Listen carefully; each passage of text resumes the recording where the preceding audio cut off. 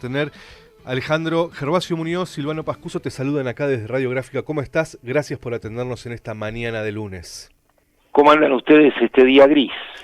Aquí estamos como podemos.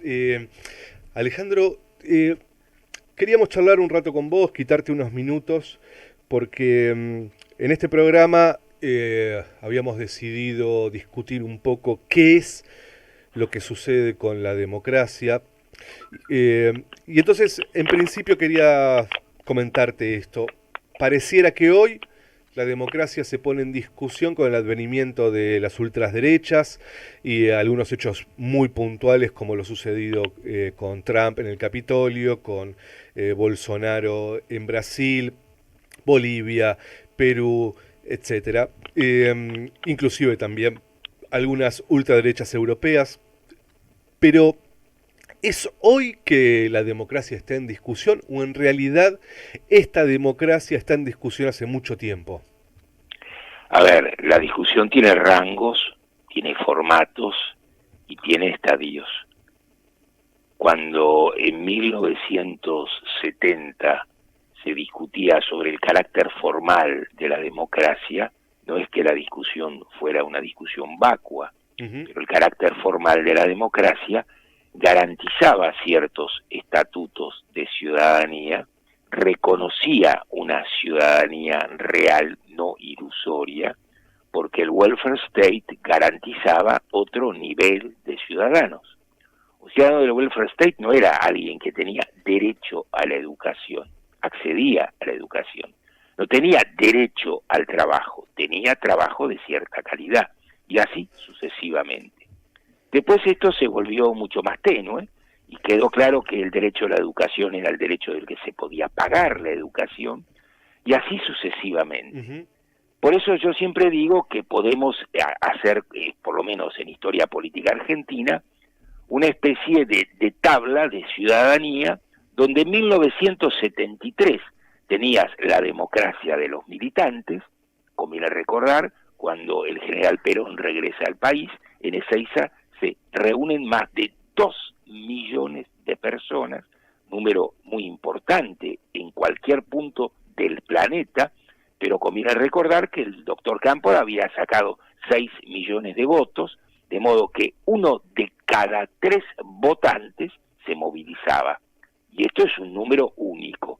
En 1983 ya teníamos la democracia de los ciudadanos. Los ciudadanos pueden peticionar, el gobierno puede decir que sí, el gobierno puede decir que no, eso es todo.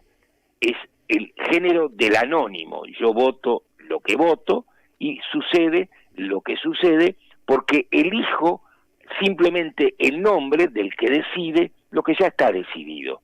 Y el nombre que elijo no va a contravenir ninguna de esas decisiones básicas tomadas. El doctor Menem estableció la democracia de los consumidores y el 2001 estableció la catástrofe final general.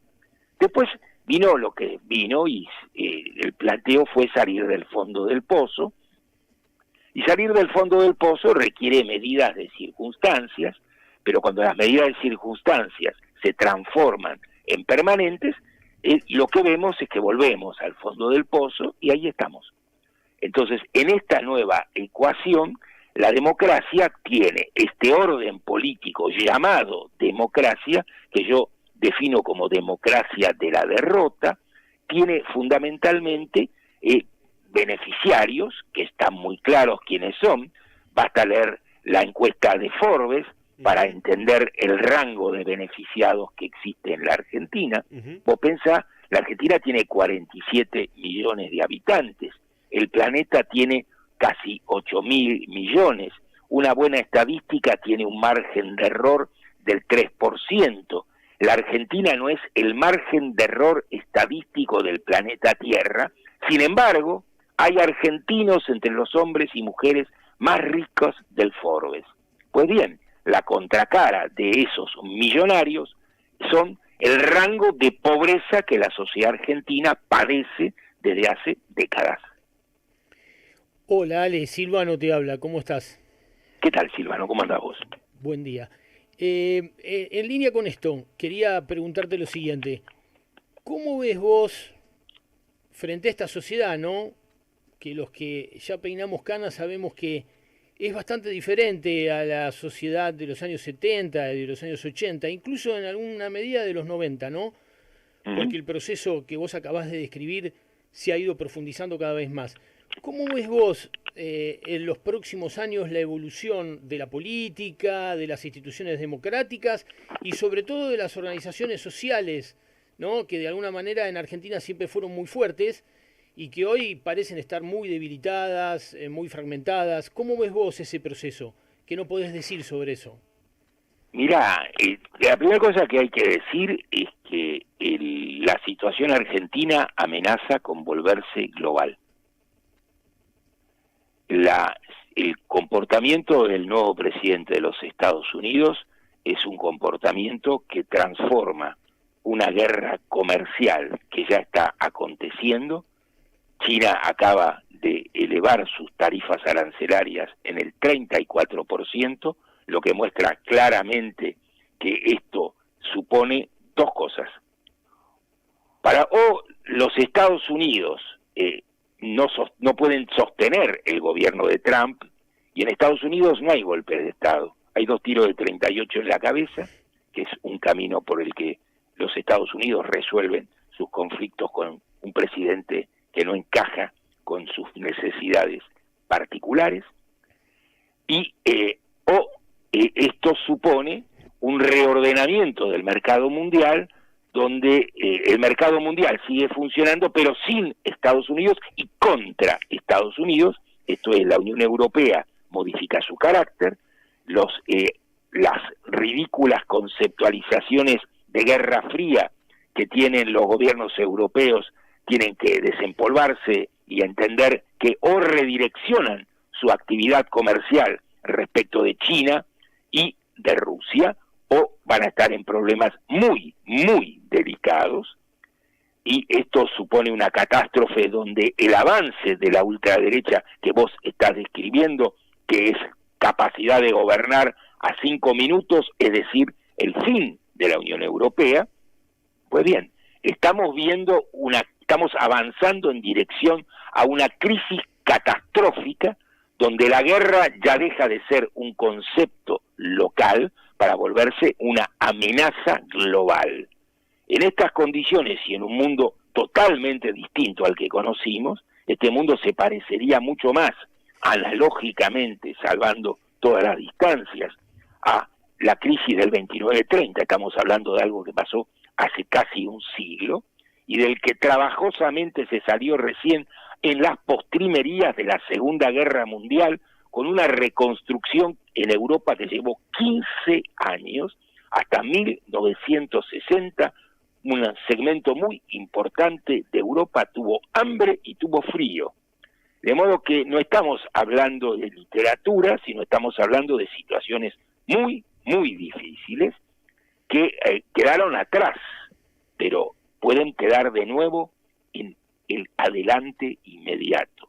Calcular en esas condiciones cuáles van a ser las respuestas que la sociedad global va a construir supone un tipo de predicción para la que yo no estoy preparado, y tengo mis serias dudas de que alguien lo esté, porque básicamente una buena teoría no es otra cosa que una sistematización de las prácticas reales inteligentemente organizada. Pues bien, estas prácticas todavía no existen y adivinarlas no es necesariamente una buena idea. En línea con esto que decís, recién hablábamos con Pedro Páez, que nos planteaba en alguna medida un panorama similar. ¿Vos cuál crees que es los desafíos que enfrenta América Latina frente a este nuevo escenario que nos describís? ¿Cómo ves a América Latina se deja de constituir en una oración con gestos vacíos y se constituye como un programa de verdad, esto es, con Banco Central, moneda unificada y una dirección nacional única, o simplemente vamos a ser o satélites del mercado mundial o asociados perdidosos de Brasil. Ese es nuestro destino, si no hay un destino sudamericano. Alejandro Horowitz, estamos hablando con él para Radiográfica. Alejandro, volviendo un poco a la Argentina, saliendo de la cuestión económica, si es que eso es posible, decías hace un ratito que vos definías el proceso de Menem como la democracia de los consumidores, después la democracia de la derrota. ¿Qué estás viendo? No, todos estos momentos son parte de la democracia de la derrota. Sí. En esta parte que también conforma, es parte de la democracia de la derrota, ¿qué características encontrás? Como por ejemplo, obviamente encontrábamos en los 90 la democracia del consumo, o durante los gobiernos de Néstor y Cristina, de la reconstrucción. ¿Qué estás viendo ahora en este escenario tan particular? Mirá, estoy viendo algo que es muy, muy desagradable. Nadie que en su sano juicio puede tener una valoración muy amable de Javier Milei. Pues bien, la valoración que se tenga de Javier Milei es la valoración que se tiene de la política argentina. Uh-huh. Esto es, Javier Milei da el pinet de la descomposición de un orden político, y si bien él es el garante de lo que queda de la casta, nos pone el valor de la casta en su conjunto: ciega, sonsa, torpe, descompuesta, corrupta, imbécil. ¿Cuál es la participación? Hablabas también del 73 y de 1 de cada 3 movilizando. Bueno, por supuesto que sabemos todo lo que sucedió después. ¿Cuál es la participación hoy? ¿Cuál es la participación entre la ciudadanía, la participación política y qué se concibe como sistema democrático hoy, Alejandro?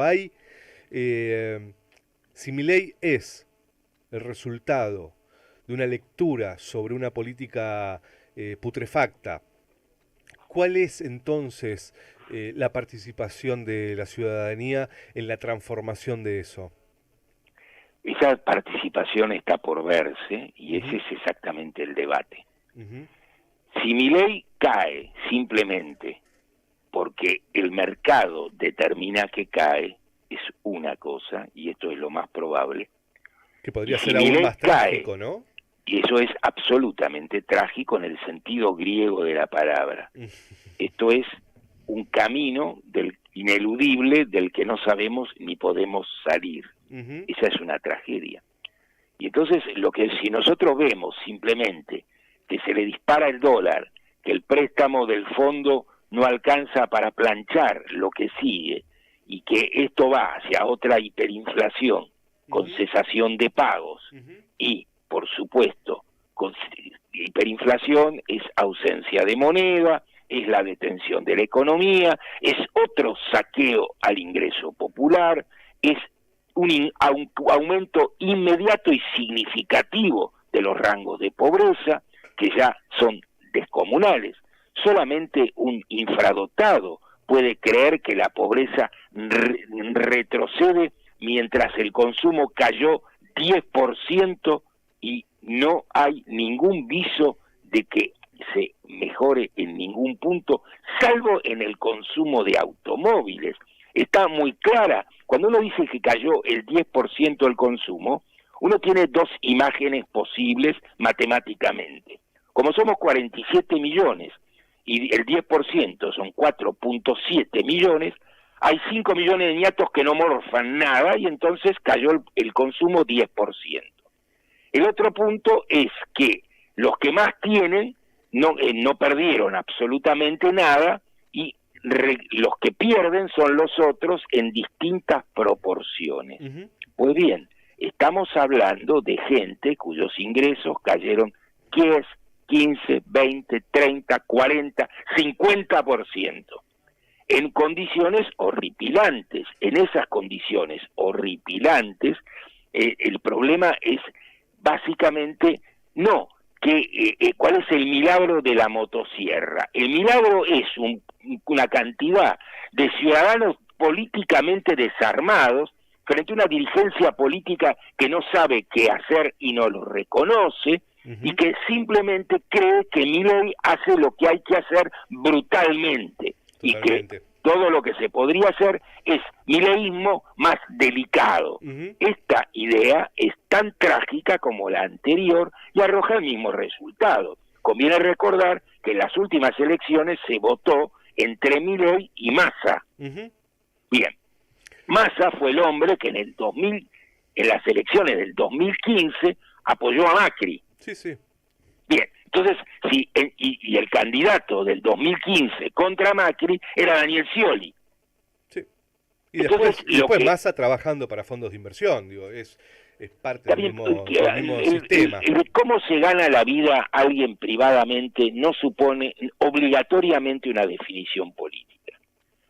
No se me escapa que trabajar para fondos de inversión no es exactamente el más honorable de los trabajos imaginarios. Pero la política de Massa no está definida por eso. No. Ese no es el solo. punto. Sí, no solo. Está claro, estamos de acuerdo. Digamos que su política no le produce ningún conflicto con trabajar con un fondo de inversión. Exactamente. Y eso, tenés razón, es exactamente así. Pues bien, cuando esta es la paleta, cuando este es el mix político que ofrece el sistema, está muy claro que ese mix lo que hace es bloquear cualquier salida democrática. La salida democrática requiere romper esa estructura. El 17 de octubre de 1945, el valor de ese movimiento es que rompe con un orden político y da la posibilidad de una reconstitución con un protagonista político que hasta ese momento no existía, los trabajadores. Pues bien, los trabajadores hace décadas que no hacen política como trabajadores, votan como ciudadanos. Cuando vos escuchás a un dirigente sindical hablar de las posiciones de sus dirigidos, dice, los muchachos están difíciles. Esto quiere decir que no le dan bola políticamente, cosa que sabemos simplemente por los resultados electorales. Ale, frente a un escenario de estas características, ¿no? Por un lado, la crisis política que describís, la ausencia en la dirigencia de una alternativa clara, porque evidentemente no la tiene, esto nos pone ante un problema muy serio, que es la posibilidad de que, como ha ocurrido en otros países, Argentina se vea inmersa en una violencia más o menos mayor, menor, inorgánica. Yo diría que no es que se vea inmersa, la Argentina está inmersa. Bueno, en la profundización de ese proceso, sin un proyecto político alternativo, ¿no? Digamos, estamos ante ese peligro, y que agentes como agentes no estatales influyan en ese proceso profundizándolo, ¿no? No tengo la menor duda. Milei no es el problema, Milei es el signo que asume la forma del problema. La caída de Milei no es la derrota de la derecha, es una derrota personal. El espacio de Milei, el espacio de esa derecha, no ha cesado de crecer. Conviene recordar, mirar simplemente los resultados electorales de Macri con los resultados electorales de Milei. Macri gana por media pestaña, Milei gana por paliza. Alejandro, muchísimas gracias por el tiempo, te hemos robado bastante de tu tiempo. Un placer charlar contigo. Acá